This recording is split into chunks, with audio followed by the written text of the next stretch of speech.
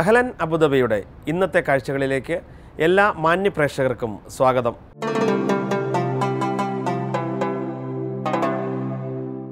അബുദാബിയിലെ ഈ ആഴ്ചത്തെ പ്രധാന വാർത്തകളും വിശകലനങ്ങളുമായി ക്യാപിറ്റൽ ന്യൂസ്.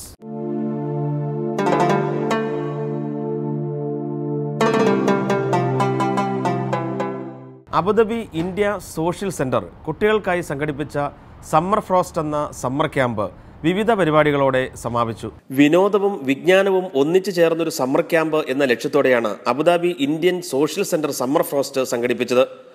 25 ദിവസങ്ങൾ നീണ്ടുനിന്ന ക്യാമ്പ് വർണ്ണാഭമായ പരിപാടികളോടെയാണ് സമാപിച്ചത്.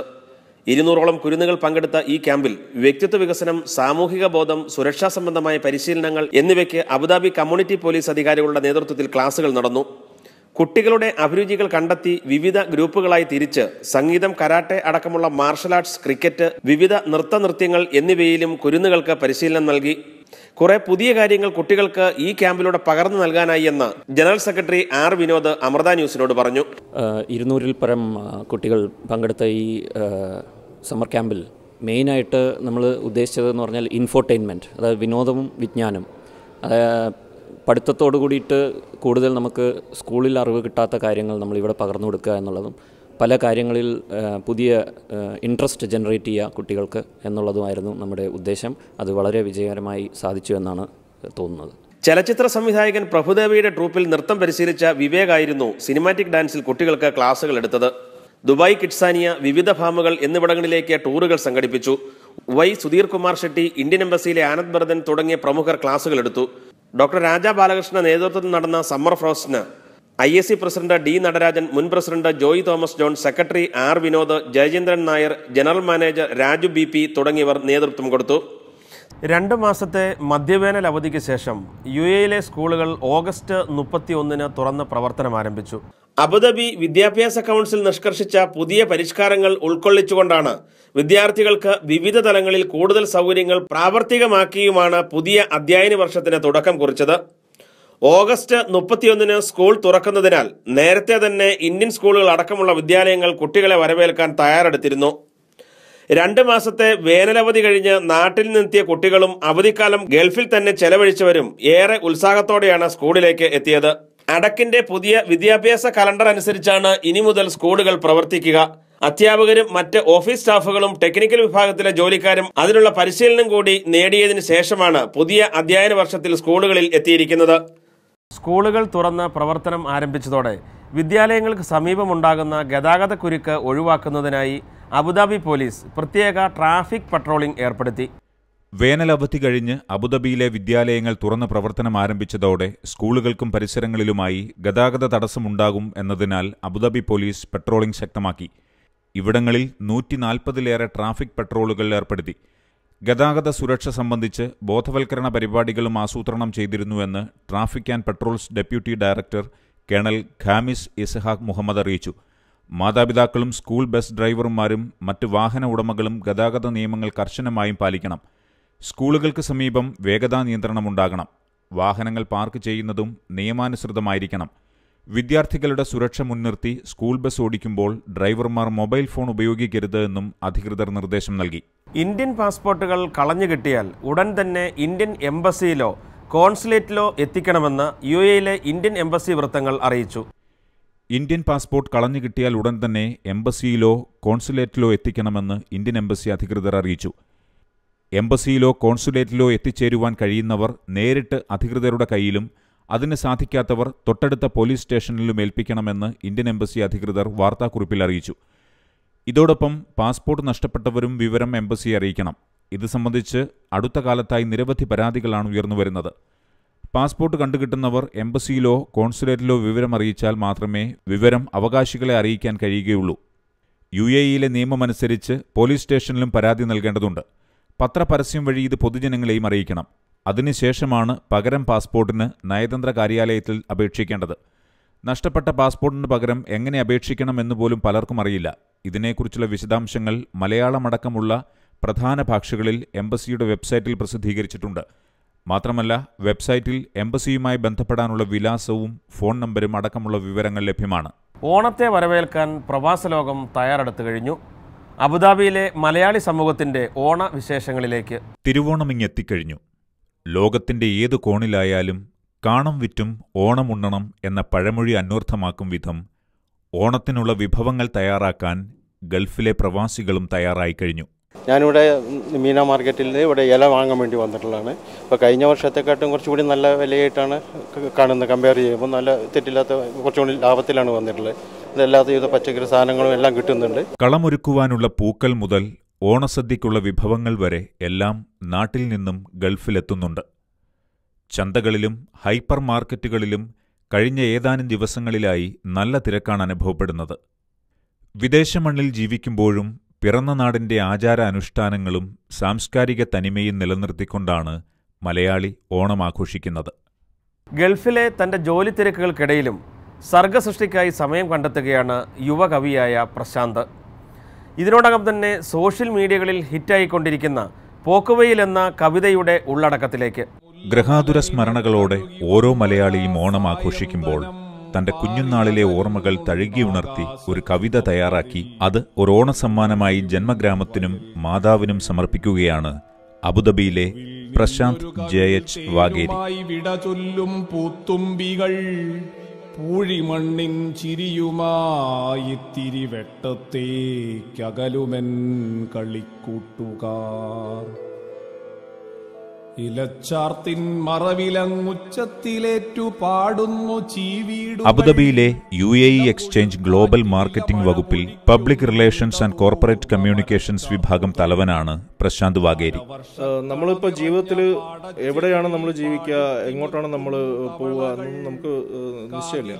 പക്ഷേ ഏത് ജീവിതം നയിച്ചാലും ഇപ്പോൾ കോർപ്പറേറ്റ് ആവാം അല്ലെങ്കിൽ വേറെ എന്ത് റോള് നമ്മൾ ജീവിതത്തിലെടുത്താലും നമ്മളെ നമുക്കൊരു പേഴ്സണൽ സ്പേസ് എന്ന് പറഞ്ഞൊരു സാധനമുണ്ട്. നമ്മളെ മോട്ടിവേറ്റ് ചെയ്യുന്ന ചില എലമെന്റ്സ് ഉണ്ട്. അതിപ്പോൾ ഈ കവിതയിൽ അത് ഒരു ഗൃഹാതുരത്വമാണ്. ഒരാളുടെ പഴയ നാടും ആ നാട്ടിലെ കുറേ എലമെന്റ്സും ഇതും ഇപ്പോഴത്തെ ജീവിതശൈലിയുമായിട്ട് കമ്പയർ ചെയ്തിട്ട് പുള്ളി എന്ത് നഷ്ടപ്പെട്ടു, എന്ത് നേടി എന്നുള്ളതിൻ്റെ ഒരു അവലോകനമാണ് ഇതിൻ്റെ അകത്ത് ചെറുതായി നടത്തിയിട്ടുള്ളത്. തിരുവനന്തപുരം വട്ടിയൂർക്കാവ് സ്വദേശി പരേതനായ ജയചന്ദ്രൻ ഹംസകുമാരി ദമ്പതികളുടെ മകനാണ് പ്രശാന്ത്. 10 വർഷമായി പ്രവാസ ജീവിതത്തിനിടയിലെപ്പോഴും കവിതകൾ കുറിച്ചിടുന്ന രീതിയാണ് പ്രശാന്തിന്. ഒരിക്കൽ എഴുതിയ പോക്കുവെയിൽ എന്ന കവിത കൂട്ടുകാരനായ താഹിർ ഇസ്മയിലിന്റെ ശ്രദ്ധയിൽപ്പെടുകയും അദ്ദേഹം ആലപിച്ച് ചിത്രീകരിച്ച ഈ കവിത ഇപ്പോൾ സോഷ്യൽ മീഡിയകളിൽ സജീവമാണ്. വൈകുന്നേരങ്ങളിൽ നാട്ടിലാണെങ്കിൽ നമ്മുടെ പ്രിയ കവി എൻ്റെ നൈബർ കൂടിയാണ്, ആലങ്കോട് ലീലാകൃഷ്ണൻ്റെ വീട്ടിൽ പോയിരുന്നു. മൂപ്പരടുത്ത് നിങ്ങളിങ്ങനെ സംസാരിക്കാറുണ്ട്. ഞാൻ പറഞ്ഞു ഇങ്ങനത്തെ പ്രശാന്ത് എഴുതിയതാണ്, UAE എക്സ്ചേഞ്ചിൽ ജോലി ചെയ്യുന്നത് പ്രശാന്ത് എന്ന് പറഞ്ഞു.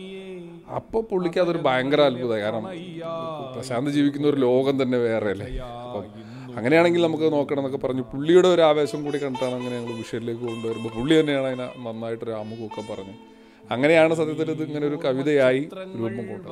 പ്രമുഖ കവി ആലങ്കോട് ലീലാകൃഷ്ണൻ അവതാരകനായി എത്തുന്ന ഈ ദൃശ്യാവിഷ്കാരം ഓണസമ്മാനമായി തന്റെ അമ്മയ്ക്കും ജന്മഗ്രാമത്തിനും സമ്മാനിക്കുന്നുവെന്ന് പ്രശാന്ത് അമൃത ന്യൂസിനോട് പറഞ്ഞു. നാട്ടിൽ എൻ്റെ അമ്മയെ ഇത് കേൾപ്പിക്കാൻ പറ്റി. അപ്പോൾ ഇത് കേൾക്കുകയും ഇത് കാണുകയും ചെയ്തപ്പോൾ അവരുടെ കണ്ണിൽ ഒരു തുള്ളി കണ്ടുനീർ. അപ്പോൾ അതായിരുന്നു എനിക്ക് തോന്നിയിടത്തോളം ഈ ഒരു പ്രവാസ ജീവിതത്തിൻ്റെ അവസാനം കിട്ടിയ ഏറ്റവും വലിയൊരു അംഗീകാരമായിട്ട് എനിക്ക് തോന്നിയത്. അകലേക്കു പോയി മറയുമാ ചെമ്മൺ പാതവക്കിൽ ഇരുൾ കനക്കും അരയാൽ ചില്ലയിൽ ഇണയവേർപ്പെട്ടു കേഴും പക്ഷിയെ പോൽ മണൽ നാടിൻ യന്ത്രക്കറക്കത്തിൽ ജീവിതമിന്നൊരു പൽചക്രമാകവേ മലനാടിൻ ഗ്രാമപ്പച്ചയിൽ തിരികെ ചെന്നണയാൻ തുടിക്കുന്നൻ മനം.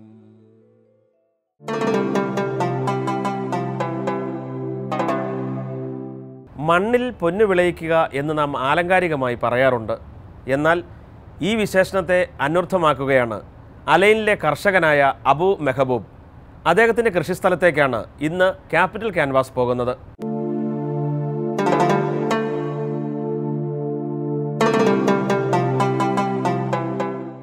ഗൾഫിലെ മണ്ണിൽ നെല്ല് വിളയിച്ച് ചരിത്രം കുറിച്ച അബു മഹമ്മൂദ് മലയാളികൾക്ക് അഭിമാനമായി മാറിയ ഒരു കർഷകനാണ്.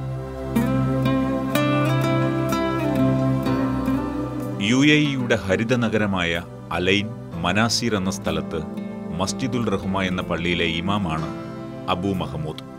മലപ്പുറം ജില്ലയിലെ എടപ്പാൾ ചേകന്നൂർ സ്വദേശിയായ ഇദ്ദേഹം 11 വർഷമായി ഈ പള്ളിയിൽ ജോലി ചെയ്യുന്നു. പള്ളിയോട് ചേർന്ന് തൻ്റെ വീടിന് സമീപം അബു മഹമ്മൂദ് കൃഷി ചെയ്ത് വിളയിച്ചെടുത്തതാകട്ടെ നെല്ല്, കശുവണ്ടി തുടങ്ങിയവയും.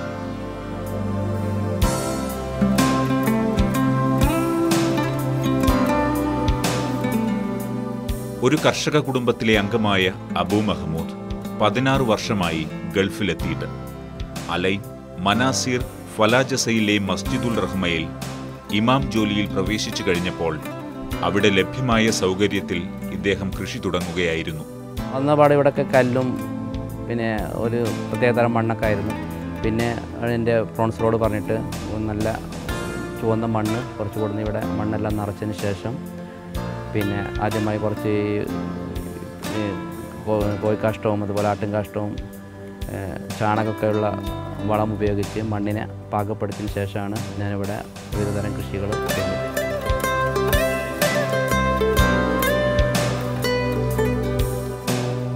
ആര്യവേപ്പ്, മാവ്, പ്ലാവ്, പുളി, ഞാവൽപ്പഴം, ചേന, ചേമ്പ്, കപ്പ, വാഴ, നാരകം, ഒലിവ്, കറിവേപ്പില, അനാർ, പൊതീന, കീഴാർനെല്ലി, നന്നാറി എന്നിങ്ങനെ അബു മഹമ്മൂദ് ഈ കൊച്ചു കൃഷിയിടത്തിൽ ഒരുക്കിയിരിക്കുന്നവയിൽ ഔഷധ സസ്യങ്ങൾ മുതൽ ഫലവൃക്ഷങ്ങൾ വരെയാണ്. ഇതിൽ ഏറ്റവുമധികം ജനശ്രദ്ധ പിടിച്ചുപറ്റിയതും അറബി പത്രങ്ങൾ അടക്കമുള്ള മാധ്യമ ശ്രദ്ധ നേടിയതും അദ്ദേഹത്തിന്റെ നെൽകൃഷിയും കശുവണ്ടി കൃഷിയുമാണ്. നമ്മുടെ പ്രധാന ഭക്ഷണമായ അരി എങ്ങനെ ഉണ്ടാക്കുന്നു എന്ന് ഗൾഫിൽ വളരുന്ന തന്റെ കുഞ്ഞുങ്ങൾക്ക് മനസ്സിലാക്കി കൊടുക്കുക എന്ന ഉദ്ദേശമായിരുന്നു നെല്ല് വിളയിച്ചെടുത്തതിനു പിന്നിൽ. അടിയിൽ പ്ലാസ്റ്റിക് വിരിച്ച് അതിൻ്റെ മുകളിൽ പിന്നെ മണ്ണും അതുപോലെ മറ്റ് ജൈവവളമൊക്കെ ചേർത്ത് പാകപ്പെടുത്തി ചളിയാക്കിയതിന് ശേഷമാണ് അതിലാണ് ഞങ്ങൾ നെൽകൃഷി ചെയ്തത്. ഇവിടെ നമ്മുടെ കുട്ടികൾ വളർന്നു വരുമ്പോൾ നമ്മളുടേതായ നാട്ടിൻ്റെ കൃഷികളെ അവർക്ക് പഠിക്കുക, അതുപോലെ നമ്മൾക്കും അത് പഴയകാല ഓർമ്മകളൊക്കെ പുതുക്കിയെടുക്കുക എന്നുള്ള ഒരു ഉദ്ദേശത്തോടു കൂടെയാണ് നെൽകൃഷി തന്നെ ചെയ്യാൻ കാരണം. ഇന്ന് നമ്മുടെ നാട്ടിൽ പോലും കാണാൻ കഴിയാത്ത ഞൊട്ടങ്ങ അഥവാ മുട്ടാമ്പുളി ഈ കൃഷിയിടത്തിൽ തഴച്ചു വളരുന്നു. ഇന്തോനേഷ്യയിൽ ഈ ചെടിയുടെ ഇലയും ഔഷധമായി ഉപയോഗിക്കുന്നുണ്ട് എന്ന് ഇവിടെ സന്ദർശിക്കുന്ന ഇന്തോനേഷ്യക്കാർ പറയുന്നു. ഇനാമ്പഴം, റുമാമ്പഴം, സീതപ്പഴം, പേരയ്ക്ക, മഞ്ഞപ്പോട്ട അഥവാ മുട്ടപ്പഴം, മുന്തിരി തുടങ്ങിയവയോടൊപ്പം തന്നെ തക്കാളി, വഴുതനങ്ങ, വെണ്ട, സവോള, ഇഞ്ചി, പച്ചമുളക്, മഞ്ഞൾ, ചീര എന്നിവയും ഇവിടെയുണ്ട്.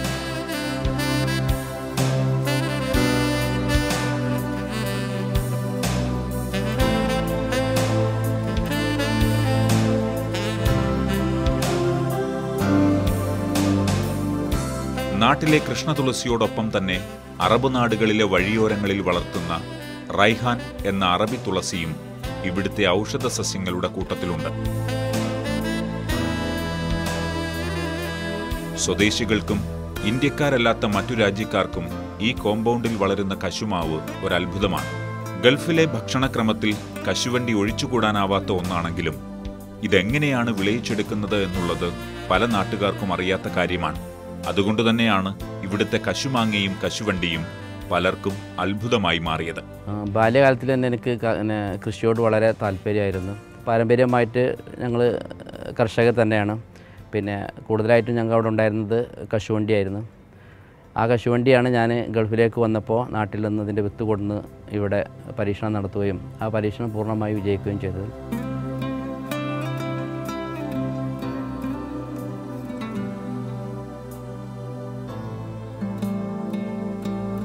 കൊച്ചുകുട്ടികളെയും മുതിർന്നവരെയും ഏറെ ആകർഷിക്കുന്ന തൊട്ടാവാടി ഇവിടെ ഒരു താരം തന്നെയാണ്.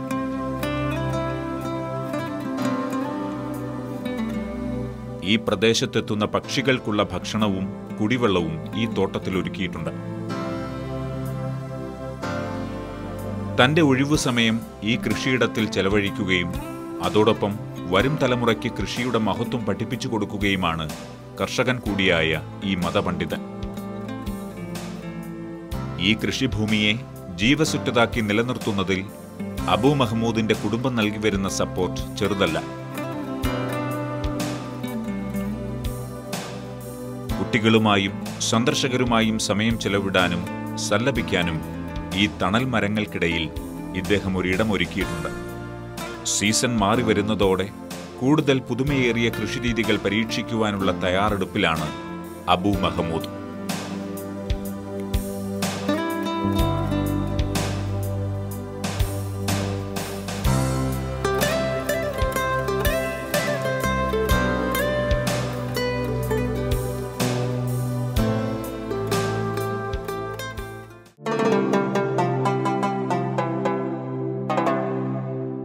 പ്രവാസികളെ ഏറെ ബാധിക്കുന്ന വാടക ഉടമ്പടിയുമായി ബന്ധപ്പെട്ട നിയമവശങ്ങളാണ് ക്യാപിറ്റൽ ടിപ്സിൽ സാബു വിതിര വിശദീകരിക്കുന്നത്.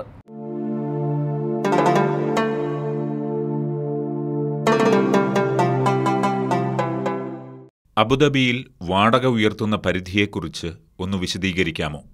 2006 നിലവിൽ വന്ന അബുദാബിയിലെ നിയമപ്രകാരം ഇവിടുത്തെ റൂളേഴ്സിന് ഓരോ വർഷവും റെൻറ്റ് ക്യാപ്പിൻ്റെ പരിധി അല്ലെങ്കിൽ ഉയർത്താവുന്ന വാടകയുടെ പരിധിയെ സംബന്ധിച്ചുള്ള റെഗുലേഷൻസ് പുറപ്പെടുവിക്കാനുള്ള അവകാശം ഈ നിയമത്തിൽ പറഞ്ഞിട്ടുണ്ട്. അതനുസരിച്ച് 2013 നവംബർ മാസം വരെ ഇവിടുത്തെ റെൻറ്റ് ക്യാപ്പ് അബുദാബിയിലെ എമിറേറ്റ്സിലെ റെൻറ്റ് ക്യാപ്പിനെ സംബന്ധിച്ച് 5% നിജപ്പെടുത്തിയിരുന്നു. എന്നാൽ 2013 നവംബറിന് ശേഷം ഈ പരിധി എടുത്തു കളയുകയും ലാൻഡ് ലോഡിനെ യഥേഷ്ടം വാടക കൂട്ടാവുന്ന ഒരു സാഹചര്യത്തിലേക്ക് വന്നിട്ടുണ്ട്. ഇത് പ്രവാസികളായിട്ടുള്ള ആൾക്കാരെയും ബിസിനസ് നടത്തുന്ന ആൾക്കാരെയും ഒരുപോലെ ബാധിച്ചിട്ടുണ്ട്. ഇന്ന് 3, 4, 5 ഇരട്ടി വാടക കൂട്ടുന്ന സാഹചര്യങ്ങളും അതിനെ സംബന്ധിച്ചുള്ള തർക്കങ്ങളും ഇന്ന് ഉടലെടുത്തിട്ടുണ്ട്. ഇത് പരിശോധിക്കുമ്പോൾ ഈ നിയമത്തിൽ തന്നെ നോട്ടീസ് കാലയളവിനെ സംബന്ധിച്ചും കൂടെ സൂചിപ്പിച്ചു പോകുന്നത് നന്നായിരിക്കും. അതായത് ഒരു വാടക കരാർ എവിക്ഷന് വേണ്ടിയിട്ടോ അതുപോലെ തന്നെ നിലവിലുള്ള ടേംസ് ആൻഡ് കണ്ടീഷൻസ് സംബന്ധിച്ച് എന്തെങ്കിലും ചേഞ്ചസ് വരുത്തണമെങ്കിലോ ലാൻഡ് ലോഡ് അല്ലെങ്കിൽ വാടക കരാറിനോ പരസ്പരം നോട്ടീസ് നൽകേണ്ട സാഹചര്യമുണ്ട്. ഒരു കൊമേഴ്ഷ്യൽ ലീസിനെ സംബന്ധിച്ചിടത്തോളം ആണെങ്കിൽ 90 ദിവസം, അതായത് 2-3 മാസമായിട്ട് അതിനെ നിജപ്പെടുത്തിയിട്ടുണ്ട്. റെസിഡൻഷ്യൽ പർപ്പസിനാണെങ്കിൽ 2 മാസം എന്നുള്ള നിലയിലുള്ള നോട്ടീസ് നൽകേണ്ടതുണ്ട്. ഏതെങ്കിലും കാരണവശാൽ ഈ പറഞ്ഞ ചേഞ്ച് ഓഫ് കണ്ടീഷൻസിൻ്റെ അടിസ്ഥാനത്തിൽ നോട്ടീസ് നൽകാത്ത ഒരു വാടക കരാറിനെ സംബന്ധിച്ചിടത്താണെങ്കിൽ നിലവിലുള്ള വാടക തന്നെ കൊടുക്കാവുന്നതാണ്. ഏതെങ്കിലും കാരണവശാൽ ലാൻഡ് ലോഡ് തുക സ്വീകരിക്കാതെ വന്നു കഴിഞ്ഞാൽ ടെനൻറ്റിന് റെൻറ്റ് ഡിസ്പ്യൂട്ട് കമ്മിറ്റികളിൽ പോയിട്ട് ഈ നിലവിലുള്ള വാടക തന്നെ അടച്ച് വാടക കരാർ പുതുക്കാവുന്നതാണ്. എന്നാൽ ഈ കൂടുതൽ നോട്ടീസ് നൽകിയ സാഹചര്യത്തിൽ എന്തെങ്കിലും തർക്കങ്ങളുണ്ടായാൽ ഇതൊരു ഡിസ്പ്യൂട്ടിൻ്റെ ഭാഗമായി ഇന്ന് നമുക്ക് റെൻറ്റ് ഡിസ്പ്യൂട്ട് കമ്മിറ്റിയിൽ സമീപിക്കാവുന്നതാണ്. അതിനെ സംബന്ധിച്ചൊരു ടെക്നിക്കൽ എക്സ്പേർട്ടിനെ അപ്പോയിൻറ്റ് ചെയ്തുകൊണ്ട് ആ പ്രദേശത്തെ വാടക എത്രയായിരിക്കണം, എങ്ങനെയാണ് അവിടുത്തെ സ്ഥിതി, അവിടുത്തെ ഇത്രയും വാടക കൂട്ടാനുള്ള സാഹചര്യം നിലവിലുണ്ടോ എന്നതിനെ സംബന്ധിച്ച് ആ ടെക്നിക്കൽ എക്സ്പേർട്ട് അത് പഠിച്ച് സബ്മിറ്റ് ചെയ്യുന്ന ഒരു റിപ്പോർട്ടിൻ്റെ അടിസ്ഥാനത്തിൽ ഒരു വിധി പുറപ്പെടുവിക്കാനുള്ള അവകാശം റെൻറ്റ് ഡിസ്പ്യൂട്ട് കമ്മിറ്റികൾക്കുണ്ട്. ഇവിടെയാണ് ദുബൈയിലുള്ള നിയമത്തിൻ്റെ അടിസ്ഥാനത്തിൽ ചില പ്രത്യേക ഏരിയകളിൽ ഒരു സ്കെയിൽ അല്ലെങ്കിൽ സ്ലാബ് വെച്ചുകൊണ്ട് റൈറ റെൻറ്റ് കാൽക്കുലേറ്റർ പുറപ്പെടുവിച്ചിട്ടുള്ളത്. നമ്മുടെ അബുദാബിയെ സംബന്ധിച്ചിടത്തോളം പ്രവാസികളായിട്ടുള്ള ആൾക്കാർ ഇങ്ങനെയുള്ളൊരു റെഗുലേഷൻ അബുദാബിയിലും വരണമെന്ന് ആഗ്രഹിക്കുകയാണ്. Electricity, water connection, central AC തുടങ്ങിയ സൗകര്യങ്ങൾ ലാൻഡ് ലോഡ് വിച്ഛേദിച്ചു കഴിഞ്ഞാൽ എന്താണ് ചെയ്യേണ്ടത്? മുൻപ് സൂചിപ്പിച്ചതുപോലെ തന്നെ വാട്ടർ, ഇലക്ട്രിസിറ്റി, സെൻട്രൽ AC തുടങ്ങിയതെല്ലാം ഒരു ബിൽഡിങ്ങിനെ സംബന്ധിച്ചിടത്തോളം അതിൻ്റെ അമ്യൂണിറ്റിയുടെ ഭാഗമായിട്ട് വരുന്നതാണ്. അത് ലാൻഡ് ലോഡിൻ്റെ ഒബ്ലിഗേഷനിൽപ്പെട്ടതാണ്. ഏതെങ്കിലും കാരണവശാൽ ലാൻഡ് ലോഡ് ഇത്തരം അമ്യൂണിറ്റീസ് വിച്ഛേദിക്കുകയാണെങ്കിൽ ടെനൻറ്റിന് റെൻറ്റ് കമ്മിറ്റിയിൽ, അതായത് ഡിസ്പ്യൂട്ട് കമ്മിറ്റികളിൽ സമീപിച്ച് അതിൻ്റെ പരിഹാര മാർഗം ഉണ്ടാക്കാവുന്നതാണ്. ഇതനുസരിച്ച് നിലവിലുള്ള വാലിഡായിട്ടുള്ളൊരു ടെനൻസി കോൺട്രാക്റ്റിനെ സംബന്ധിച്ചുള്ള ബിൽഡിങ്ങിലാണ് ഇത്തരം അമ്യൂണിറ്റിയെ സംബന്ധിച്ചിട്ടുള്ള ഡിസ്പ്യൂട്ട് വരികയാണെങ്കിൽ അതായത് ലാൻഡ് ലോഡിനെ കേൾക്കാതെ തന്നെ റെൻറ്റ് ഡിസ്പ്യൂട്ട് കമ്മിറ്റികൾക്ക് എമർജൻസി ആയിട്ട് അർജൻറ്റ് ഓർഡേഴ്സ് പുറപ്പെടുവിക്കാനും ആ ഓർഡേഴ്സ് പോലീസിൻ്റെ സഹായത്തോടു കൂടി ഇംപ്ലിമെൻ്റ് ചെയ്യാനുള്ള അവകാശം ഇന്ന് ടെനൻറ്റിന് ഈ നിയമപ്രകാരം നിലവിലുണ്ട്. വാടകയെ സംബന്ധിച്ച് അബുദാബിയിൽ നിലവിലുള്ള മറ്റ് നിയമങ്ങൾ എന്തെല്ലാമാണ്? അബുദാബിയുടെ 230 പ്ലാനിൻ്റെ അടിസ്ഥാനത്തിൽ 2011 അബുദാബിയിൽ ഒട്ടുമിക്കാലും കുറേ റെഗുലേഷൻസ്, വാടക മേഖലയിലുള്ള കുറേ റെഗുലേഷൻ നിലവിൽ വന്നിട്ടുണ്ട്. അതനുസരിച്ച് ഗവൺമെൻറ് കൺസ്ട്രക്റ്റ് ചെയ്ത് നാഷണൽസിന് വേണ്ടിയിട്ട് നിർമ്മിച്ചിട്ടുള്ള വില്ലകൾ ഒരു കാരണവശാലും സബ്ലീസ് ചെയ്യാൻ പാടില്ലാത്തതാവുന്നു. സിറ്റി മേഖലയിലെ ലേബർ അക്കോമഡേഷൻ പാടില്ല. അതുപോലെ തന്നെ ഒരു വില്ല ഒരു ഫാമിലി എന്നുള്ള നിയമം പുറപ്പെടുവിച്ചിട്ടുണ്ട്. അത് കർക്കശമാക്കുന്ന സാഹചര്യങ്ങളിലേക്ക് പൊയ്ക്കൊണ്ടിരിക്കുകയാണ്. അതുപോലെ തന്നെ ഷെയറിംഗ് അക്കോമഡേഷനെ സംബന്ധിച്ച് നിഷ്കർഷിക്കുന്ന നിയമങ്ങൾ ഇന്ന് നിലവിലുണ്ട്.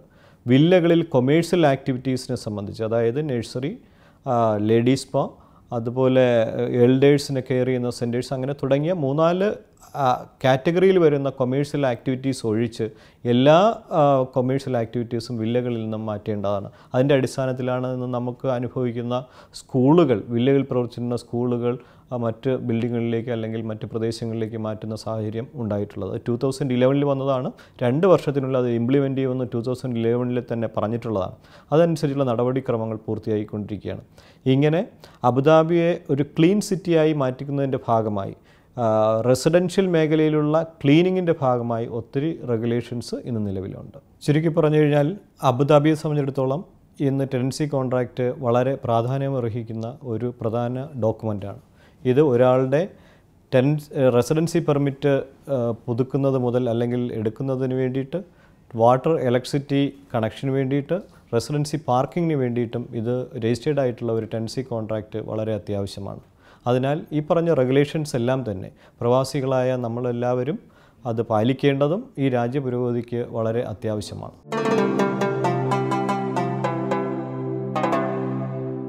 കുട്ടികളുടെ ഒഴിവു സമയം എങ്ങനെ ക്രിയാത്മകമായി ഉപയോഗിക്കാം എന്നതാണ് ഇന്നത്തെ ക്യാപിറ്റൽ ലൈഫിൽ.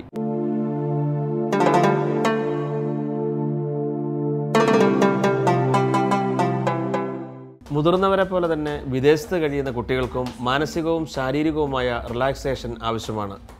പേരൻസ് അവരുടേതായ ഉല്ലാസങ്ങളിൽ ഏർപ്പെടുമ്പോൾ കുഞ്ഞുങ്ങളെ സംബന്ധിച്ച് അവർക്ക് വേണ്ടിയിട്ട് ഉപകരണ സംഗീതവും ചിത്രരചനാ മത്സരങ്ങളും കൺട്രി ക്ലബ്ബ് പോലുള്ള മികച്ച ക്ലബ്ബുകൾ മികച്ച പരിശീലനങ്ങളാണ് സംഘടിപ്പിക്കുന്നത്. കൺട്രി ക്ലബിൻ്റെ അത്തരം ഒരു പരിശീലന ക്ലാസ്സിലേക്ക്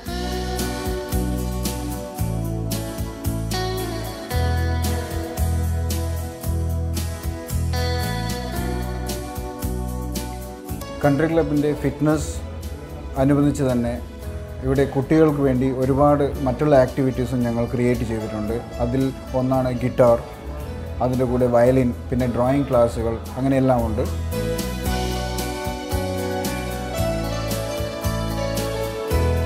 കുട്ടികൾക്കായി ഇപ്പം നമ്മൾ പ്ലാക്ടർ guitar, acoustic guitar, classic guitar, bass guitar എന്നീ എല്ലാ ഗിറ്റാർ ഞങ്ങളിവിടെ പഠിപ്പിക്കുന്നുണ്ട്. അതിൻ്റെ പോലെ തന്നെ അത് വെസ്റ്റേൺ നോട്ടിലാണ് ഞങ്ങൾ പഠിപ്പിക്കുന്നത്. ഈസ്റ്റേണിലും അവർക്ക് അത് വായിച്ചെടുക്കാൻ പറ്റുന്നതാണ്.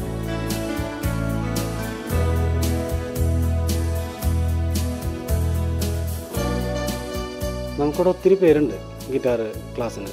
അത് മുതിർന്നവരും ചെറിയ കുട്ടികളും എല്ലാം ഉണ്ട്.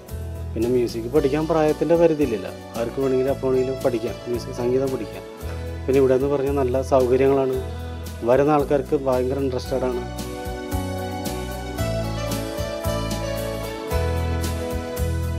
ഞാനിവിടെ എൻ്റെ അച്ഛനും അമ്മയുടെ കൺട്രി ക്ലബ്ബിൽ മെമ്പർഷിപ്പ് എടുത്തേക്കാണ്. എല്ലാ ദിവസവും അവരുടെ അടുത്ത് പല പല ആക്ടിവിറ്റീസിന് വരും. പിള്ളേർക്ക് തന്നെ പല ആക്ടിവിറ്റീസ് ഉണ്ട്. എല്ലാ ആക്ടിവിറ്റീസിലും പങ്കെടുക്കും. ഗിറ്റാറിലൊക്കെ ചെയ്യാൻ എനിക്ക് ഭയങ്കര ഹാപ്പിയാണ്. എനിക്ക് ഭയങ്കര ഇഷ്ടമാണ്. നല്ലോണം പഠിപ്പിക്കും.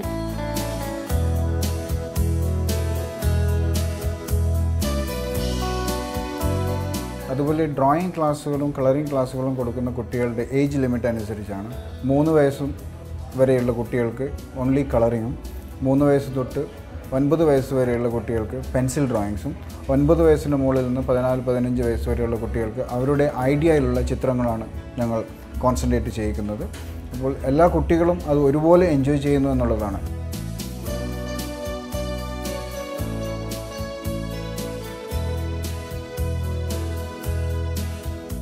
ഇവിടെ വരുന്ന എല്ലാ ഇൻസ്ട്രക്ടറും സർട്ടിഫൈഡ് ഇൻസ്ട്രക്ടറും ഒരുപാട് വർഷത്തെ എക്സ്പീരിയൻസ് ഉള്ളവരുമാണ്. ഗിറ്റാർ ആയാലും വയലിൻ ആയാലും അതിൻ്റെ കൂടെ ക്ലാസ്സുകൾ, ഡ്രോയിങ് ക്ലാസ്സുകൾ എല്ലാം ചെയ്യുന്നത്. ഇവിടെയുള്ള മെമ്പേഴ്സ് എല്ലാവരും സാറ്റിസ്ഫൈഡ് ആണ് വളരെയധികം. കാരണം അവർക്ക് എല്ലാ ആക്ടിവിറ്റീസും ഒരുപോലെ എൻജോയ് ചെയ്ത് കൊണ്ടുപോകാൻ പറ്റുന്നു.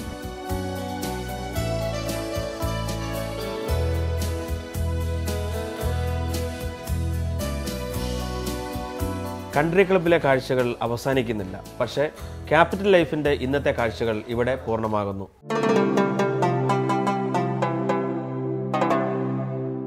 അഹ്ലൻ അബുദാബിയുടെ ഇന്നത്തെ കാഴ്ചകൾ ഇവിടെ പൂർണ്ണമാകുന്നു. ഈ പരിപാടിയെക്കുറിച്ചുള്ള നിങ്ങളുടെ വിലയേറിയ അഭിപ്രായങ്ങളും നിർദ്ദേശങ്ങളും ഞങ്ങളെ അറിയിക്കുക. അറിയിക്കേണ്ട വിലാസം agin@amruthatv.com. പുതിയ കാഴ്ചകളും വാർത്തകളുമായി അടുത്തയാഴ്ച വീണ്ടും കാണാം. നന്ദി, നമസ്കാരം.